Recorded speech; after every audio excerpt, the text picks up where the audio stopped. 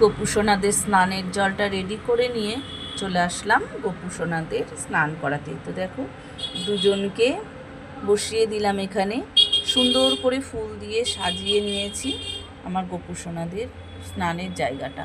এবার তাদেরকে স্নান করিয়ে নেব।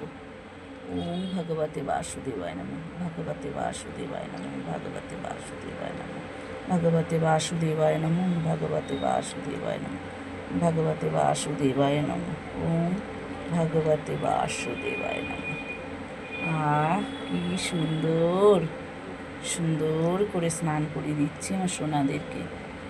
জলের মধ্যে দিয়েছি অগুরু, গোলাপ জল, তুলসী পাতা আর ফুল দিয়ে সুন্দর করে আমার সোনাদেরকে দেখো স্নান করিয়ে নিলাম।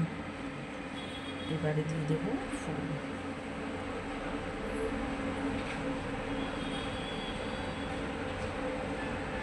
রাধে রাধে রাধে রাধে। ব্যাস সুন্দর করে সোনাদের স্নান হয়ে গেছে। এবার তাদেরকে তুলে সুন্দর করে মুছিয়ে নেব, তারপরে পরিয়ে দেবো তাদের জামা। চলো এবার জল থেকে তুলে গামছা দিয়ে মুছিয়ে দিই সুন্দর করে। এইদিকে দেখো মহাদেবকেও অভিষেক করিয়েছি, এখনও জল থেকে তুলিনি। এবার জল থেকে তুলে তাকেও সুন্দর করে মুছিয়ে বসিয়ে নেব তার জায়গায়। স্নান করিয়ে দুজনকে সুন্দর করে জামা পরিয়ে দিয়েছি। এবার লাগিয়ে দিচ্ছি আতর, গন্ধ, সুগন্ধ তার জামার চারিদিক দিয়ে লাগিয়ে দিচ্ছি।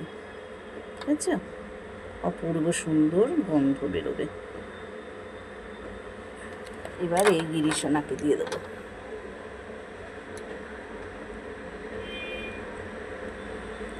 সুন্দর করে সাজিয়ে জামা পরিয়ে বসিয়ে দিলাম। এইবার পুরো পুজোটা করে নেব। চলো তারপরে আবার দর্শন করাবো।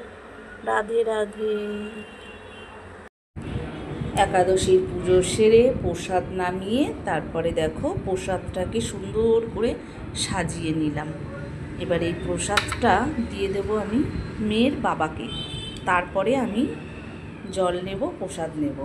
এখন বাজে 1:45, এখনও কিন্তু আমি জল খাইনি। এবার এই যে প্রসাদটা দিয়ে তারপর আমি প্রসাদ পাবো, তারপর আমি জল নেব। চলো এই যে প্রসাদটাকে মেয়ের বাবাকে দিয়ে দিই। রাধে রাধে। নিয়ে নিয়েছি প্রসাদ, চলো চলে যাই নিচে, গিয়ে প্রসাদটা দিয়ে চলে আসি।